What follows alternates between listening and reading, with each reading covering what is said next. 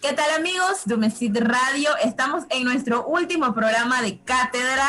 La verdad es que no esperé decir eso, pero pues se nos fue el año y con ello de verdad muchísimos programas que nos sumamos pues a la virtualidad. Hoy tenemos un programa muy importante y especial. Me acompaña el licenciado Gami Rivera y el licenciado Abel Domínguez, y pues vamos a tocar un tema muy interesante sobre la defensa pública y un poquito más temas relacionados al mismo. Y bueno, espero que lo disfruten. ¿Cómo se encuentran? Buenas noches, placer. ¿Cómo están? Bien, gracias.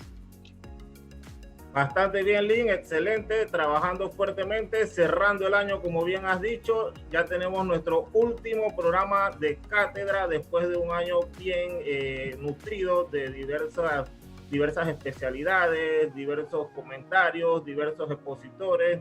De verdad que la virtualidad no nos detuvo y gracias a Dios tuvimos un año excelente en cuanto a cátedra, la continuidad del programa, etcétera. Yo sé que no te gusta decirlo, Lin, pero el programa número 1 de Umesit Radio, así que... Tengo que admitirlo, tengo que admitirlo.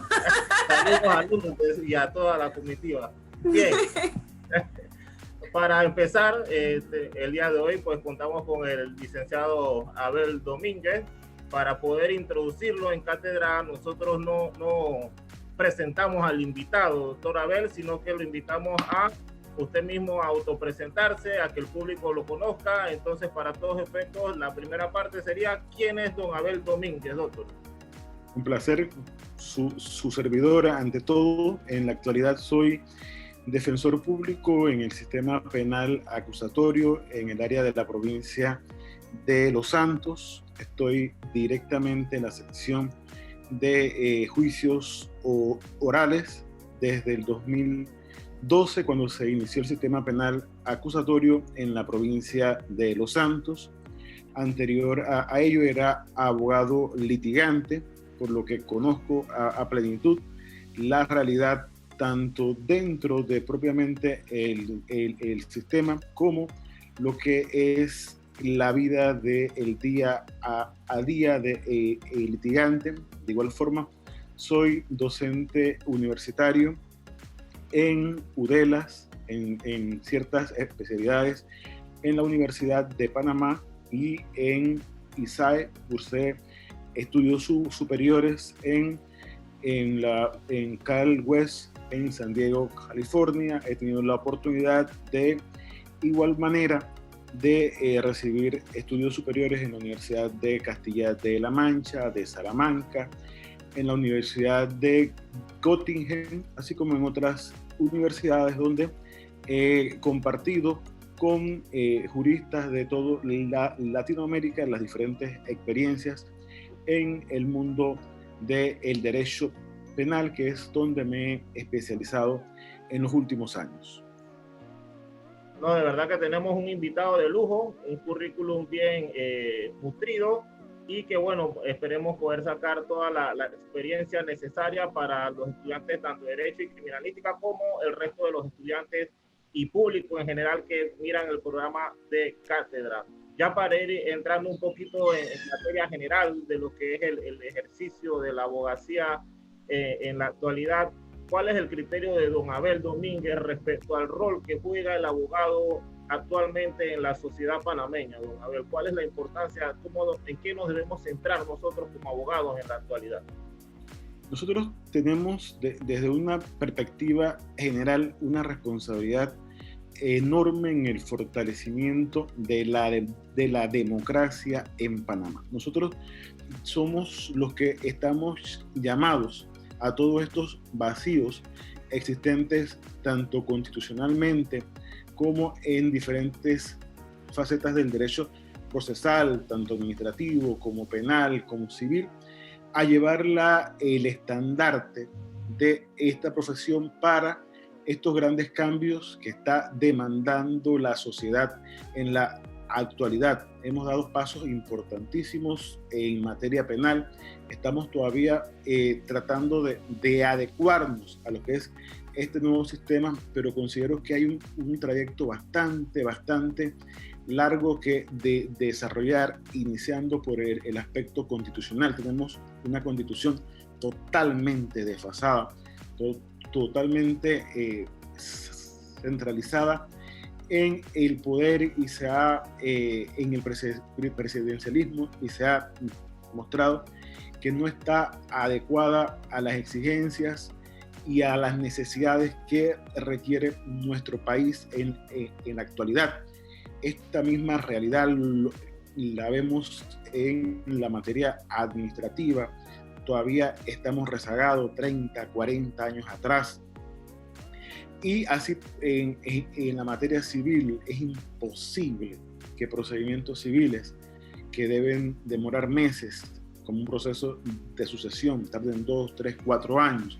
Entonces, el abogado tiene la responsabilidad de liderizar todos estos cambios profundos que deben de iniciarse por la Carta Magna y distribuirse de una forma profunda pero efectiva en las diferentes ramas del derecho. Tenemos que ser un abogado proactivo, un abogado con los ideales y los principios sólidos que pueda fundamentar toda esta transformación que nos está pidiendo a gritos la sociedad, que muchas veces no entienden cuál es el rol real que debemos de tener como abogados, y muchas veces nos generalizan, pero no saben lo limitado que estamos en la actualidad por no contar las herramientas necesarias para introducir todos los cambios que hemos visto en otras legislaciones, en otros países que están en pleno proceso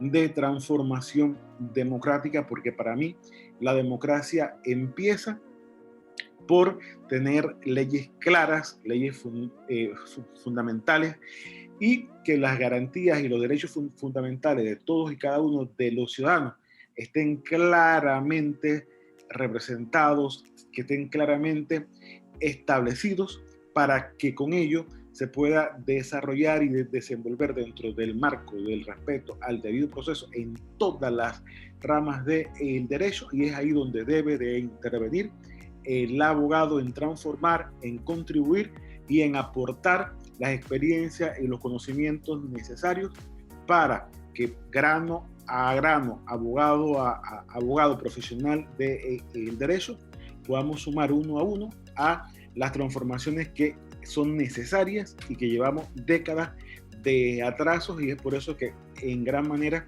observamos las vicisitudes que muchas veces el ciudadano común pasa al momento en que requiere de los diferentes trámites judiciales, donde se encuentran con cantidad de problemas, pero son problemas de arrastre, los cuales considero de que no debemos de ser parte del problema, tenemos que ser parte de la solución, y la solución se hace con propuestas, con trabajo y con el ímpetu de transformar nuestro sistema judicial. Magnífico aporte inicial, don Abel, y de verdad que nos ha ofrecido una perspectiva. Esta pregunta prácticamente es base de muchos conversatorios que hemos tenido con muchos abogados, y la realidad es que el enfoque suyo es un poquito diferente, y de verdad que nos lleva a esa reflexión del rol real que debe jugar el abogado en la sociedad, siendo un aporte de solución de conflictos, de solución de un aporte a la sociedad en materia legal, poder resolver problemas sociales a través de las diferentes legislaciones, y de verdad que ese aporte es un poquito diferente a lo que comúnmente escuchamos, donde el abogado es parte del conflicto en vez de buscar estas herramientas novedosas de alguna forma poder solventar los diferentes problemas que tenemos en la sociedad. Pero ahí dentro de la parte, cuando se iba presentando, don Abel, me llama mucho la atención, y desde el Congreso, de hecho debo reconocerlo públicamente, que dentro de los invitados, uno de los que contaba con un currículum muy nutrido era precisamente el doctor Abel, y sobre esa línea, una parte quizá un poquito más como para los estudiantes, para la motivación que ellos puedan tener a que la educación no termina con la licenciatura. El estudiante de Derecho no termina únicamente con la licenciatura, y en ese proceso no adquiere únicamente todo el conocimiento que se requiere de una persona de su calidad, que ya es exitoso en su vida profesional. ¿Qué mensaje le podría mandar a los estudiantes con respecto a este temita en particular, don Abel? El abogado jamás debe de conformarse y limitarse a obtener el título de licenciado en Derecho. Parto del punto de que hay abogados y hay licenciados en Derecho. La diferencia en la terminología lo hace el ciudadano, lo hace el profesional, no lo hace el título. Para uno ganarse el título de abogado, porque licenciados hay muchos, 22.000, 23.000 licenciados en Derechos y Ciencias Políticas. Hago esta pregunta: ¿cuántos abogados en realidad existen en la República de Panamá? Es una pregunta que no tengo respuesta, pero sí tengo el consejo para todos y cada uno de los estudiantes que tienen la oportunidad de compartir en este momento. No se limiten jamás a un título en licenciado en Derecho y Ciencias Políticas. Ese es el primer escalón hacia el éxito. Ese es el primer escalón para la superación personal, para la superación hasta familiar, para el aporte en que podemos brindarle a la sociedad. El abogado jamás, en ningún momento termina de aprender. Nunca debe de terminar de estudiar, porque el derecho es cambiante, el derecho no es exacto, el derecho no es matemática, el derecho exige la interpretación de normas y la forma en cómo esa interpretación, como litigante o como fiscal o como juez o como cualquiera de las partes intervinientes en cualquier procedimiento, se pueda brindar esa explicación lógica de la interpretación que se le hace a la norma. Entonces eso se logra con estudio, con capacitación. Y en Panamá tenemos buenísimas universidades que son la plataforma para establecer las bases fundamentales como es la UNESID, y nunca debemos de porque cumpliste una meta, porque cumpliste un propósito, dejar de aspirar a una mayor capacitación profesional. Yo vivo, trabajo, resido en el interior del país, donde es bastante difícil el tener el acceso a estudios superiores de calidad. Pero cuando uno tiene un propósito claro en la vida, cuando uno tiene objetivos marcados de superación profesional en la rama del derecho donde uno esté, uno tiene que buscar esa forma, las formas que sean posibles para obtener ese conocimiento. A Dios gracias, he tenido la oportunidad de en las diferentes facetas donde considero que es importante para mi día a día, para mi trabajo, como es el de defensor público, ir fortaleciendo las diferentes facetas de oralidad, de interpretación, de valoración, de presentación. Pero en este momento no me limito a porque puedo tener diferentes estudios superiores a este momento, al conformismo de que ya estudié y de que ya estoy preparado. Para nada, porque las personas que dependen de mi trabajo, de mi función como defensor público, requieren exigencias superiores a las que el día a día les puedo brindar. Y al pasar del tiempo, al pasar de los días, al pasar de la evolución propia del derecho, de la exigencia y de la transformación propia de las normas, tanto procesales como penales propiamente, todo ello va conllevando a que el abogado no puede dejar de prepararse. El abogado no puede dejar de estudiar. El abogado tiene que gustarle el estudio para estar en esta carrera. Tiene que gustarle leer. Tiene que gustarle todo lo que conlleva la capacitación continua, la academia propiamente, porque esa es la única forma que el abogado no se quede rezagado, que el abogado no se quede 10, 15 años, 20 años atrás, sino que continuamente, diariamente, reciba la capacitación y los estudios necesarios para que ese fortalecimiento en la materia del derecho propiamente lo pueda obtener. En conclusión, no podemos dejar de estudiar, porque el que deja de estudiar se queda, y el que se queda simplemente fracasa. Excelente, doctor Abel, y de verdad me quedo con su reflexión en el sentido de que el derecho y la norma es cambiante de forma frecuente, y no solamente eso, sino que la conducta humana evoluciona, tanto la conducta buena como la conducta mala, la parte delictiva, la parte criminal, y en ese sentido el derecho tiene que ir ajustando la normativa para ir acorde a los diferentes actos, a las diferentes acciones de las personas. Ya entrando un poquito más en nuestro segmento hablando de derecho, hablando un poquito de la faceta que usted desarrolla como miembro del órgano judicial, el tema de la defensa pública, para contextualizarnos, que cualquiera de nuestros oyentes pueda comprender cuál es el rol de un defensor público, en qué consiste esa gran función que usted realiza en el órgano judicial, don Abel.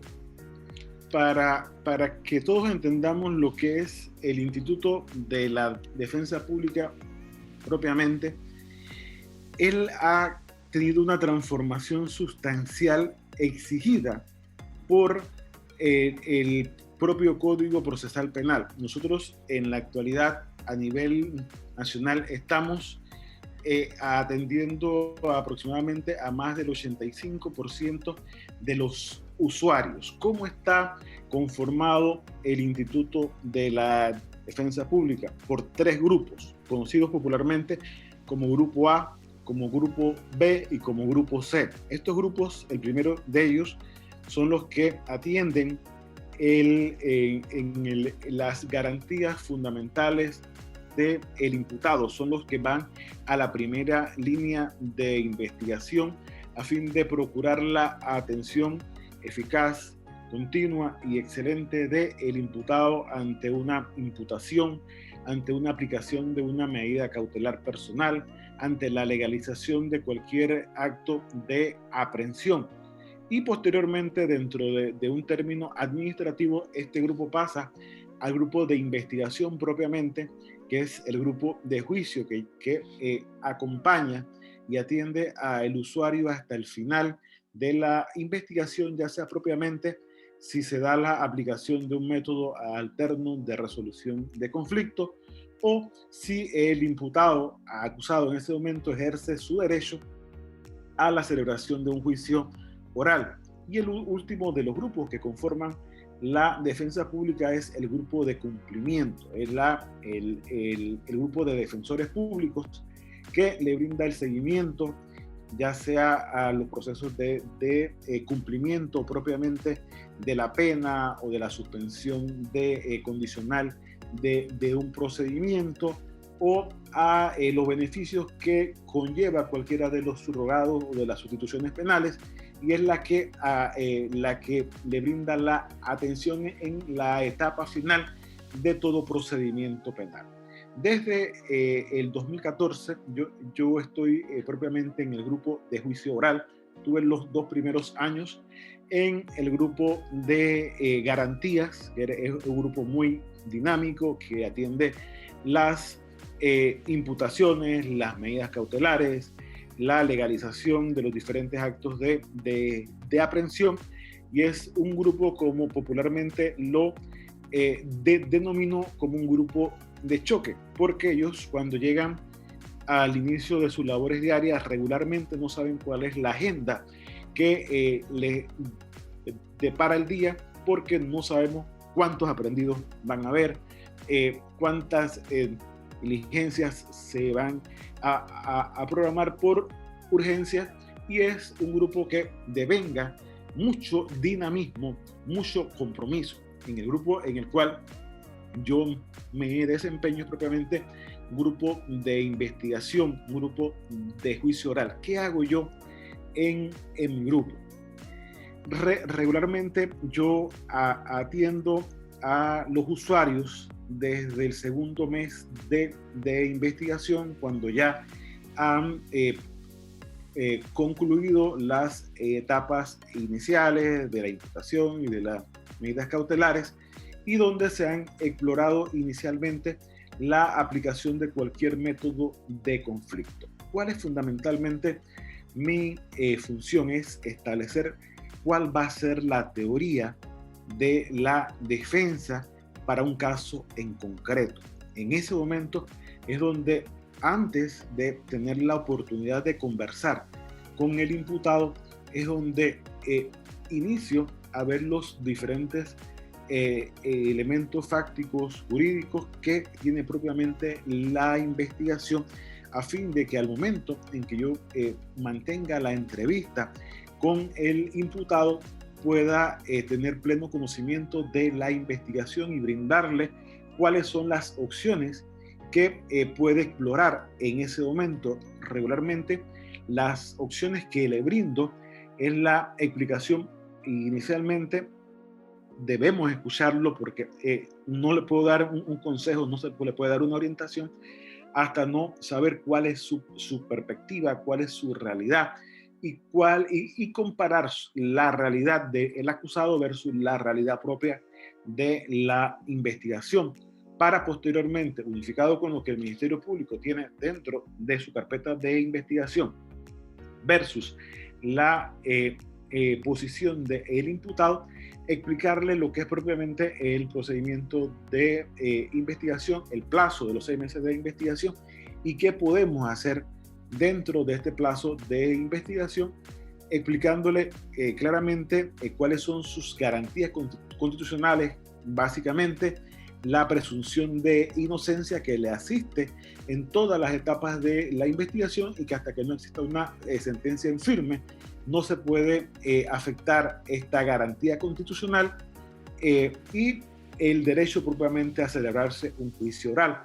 Posteriormente se le explica las diferentes salidas alternas a resolución de conflictos que contamos en la actualidad, llámese mediación, llámese conciliación, llámese suspensión condicional del proceso, o la celebración de un simplificado o un directo inmediato, o ya sea el caso de un acuerdo de pena, y lo que conllevaría estas 3 últimas opciones, que directamente sería la renuncia directa no solo a la celebración de un juicio oral, sino a la presentación propiamente de pruebas que van encaminadas a mantener su estado de inocencia. O sea, propiamente ya superado esta etapa, donde el imputado debe de saber claramente cuáles son sus derechos y sus garantías constitucionales, procedemos entonces a, si existe la voluntad y la decisión del imputado de propiamente realizar la investigación para esclarecer los hechos de la investigación, entonces desarrollar con el equipo de investigación propiamente todo lo que conlleva las investigaciones de campo, recibirle las entrevistas a los testigos, entrevistar a los peritos, y es aquí donde básicamente se fundamenta lo que es el cambio de la estructura de trabajo del defensor de oficio versus el defensor público. El defensor público somos entes directamente investigadores, que tenemos que investigar, que buscar la verdad y la realidad de los intereses del imputado. Nosotros no somos simples convidados de piedra para lo que la directriz propiamente que pueda conllevar la investigación del Ministerio Público, limitarnos a lo que el Ministerio Público propiamente va a llevar su investigación, sino que nosotros tenemos que realizar una defensa activa, y esta defensa activa no solamente debe limitarse a la carpeta de investigación. Estamos llamados a tener una carpeta alterna de investigación. Sé que para los litigantes privados es un poco difícil contar con un equipo de investigadoras que puedan recibir entrevistas y toda esta situación, pero no es imposible. Bien, con una estructura bien formada, cumpliendo los parámetros mínimos que conlleva lo que es propiamente la formalidad de una entrevista, y cómo debe de de hacerse constar informaciones claves previas a la investigación, entonces hay formalismo que el abogado particular poco a poco debe ir superando y no limitarse a que si requieren de una entrevista, que si requieren de una etapa de investigación de su parte, a que todo sea conducido por el fiscal, sino que el abogado particular debe dar un paso adelante. Sabemos las limitaciones de infraestructura, de logística, de costo que esto va a llevar, pero confío de que poco a poco se va a ir estructurizando la rama de la defensa particular en poder ser un poco más activa. Bueno, una vez superado esta estructura, este momento, viene lo que es la esencia propia de todo procedimiento penal, que es el juicio oral, que el mismo se marca en gran parte en lo que era anteriormente el procedimiento inquisitivo, con la limitante, con la gran diferencia de que la oralidad es la que prima. Todas las pruebas no son pruebas, no se convierten en pruebas hasta que no son presentadas en un juicio oral. Antes de ese momento y de ese instante, simplemente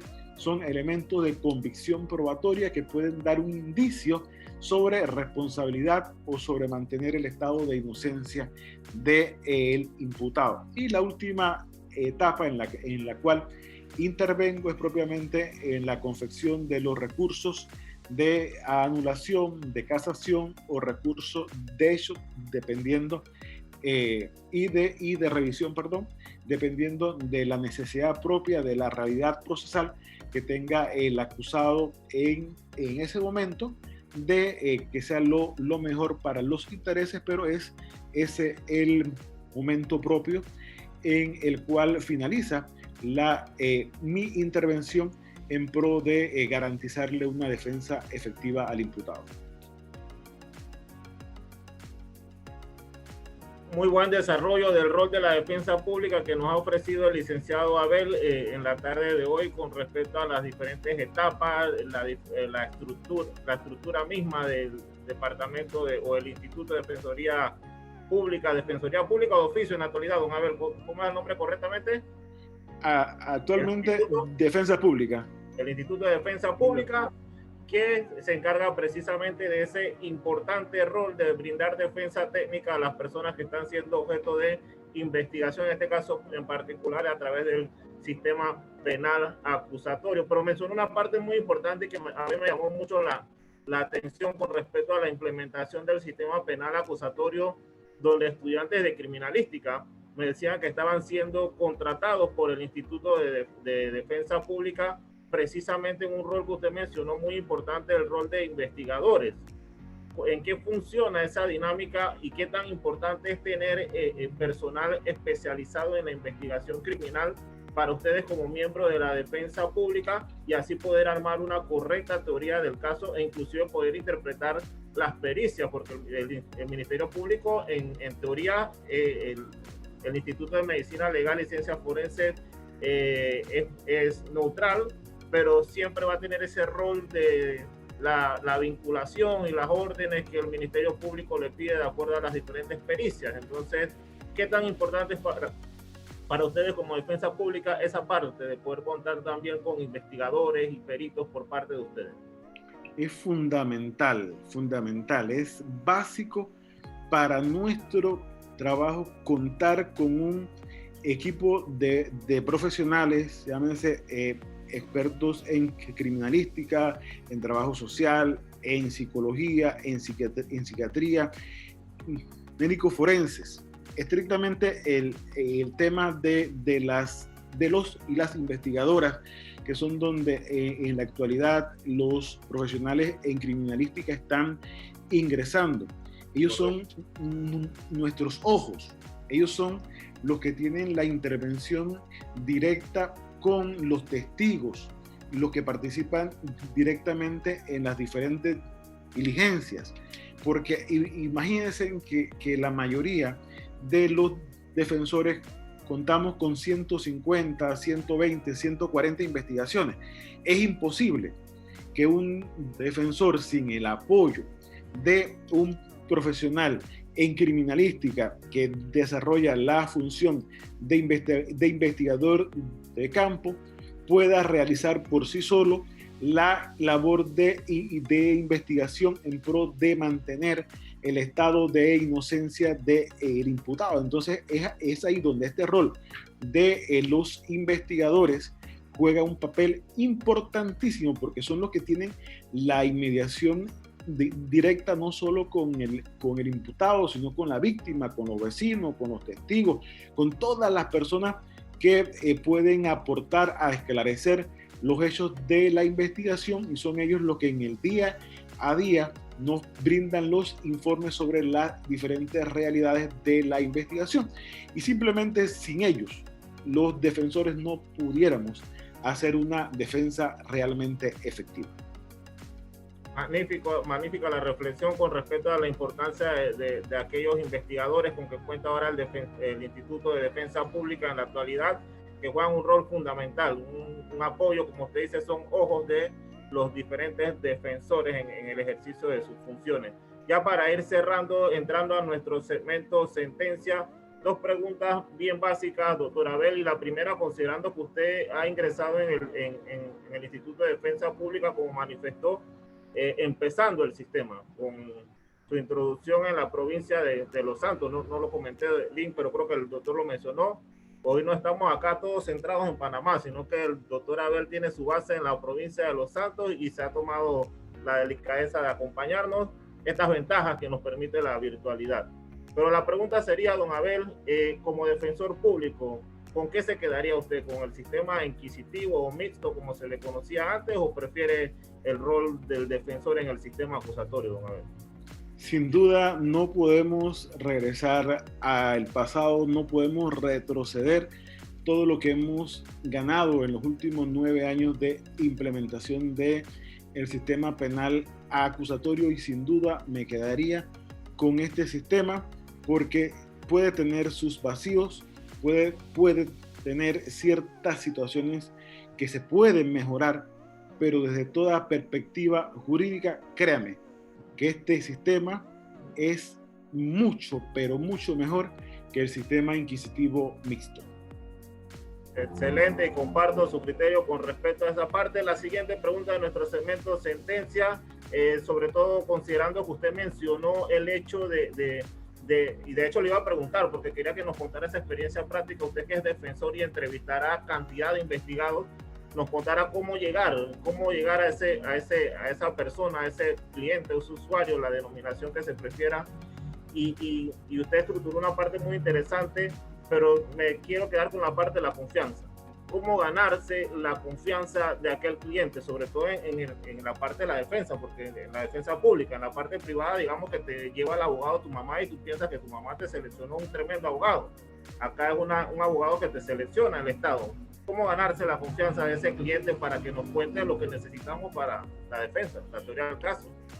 Es básico que exista una excelente comunicación y una excelente relación imputado-defensor, porque ese lazo de comunicación es fundamental para estructurar la defensa, y es bastante delicado para una persona que por X circunstancias no pueda contratar a un abogado particular para ejercer su defensa, el ser asistido por un defensor público, porque muchas veces todavía existe ese enigma de que el defensor de oficio, defensor público, por la cantidad de trabajo, no realizamos nuestra función eficientemente. Entonces, lo primero que yo hago es ser claro, ser franco con este imputado, decirle que suceda lo que suceda o la realidad, yo creo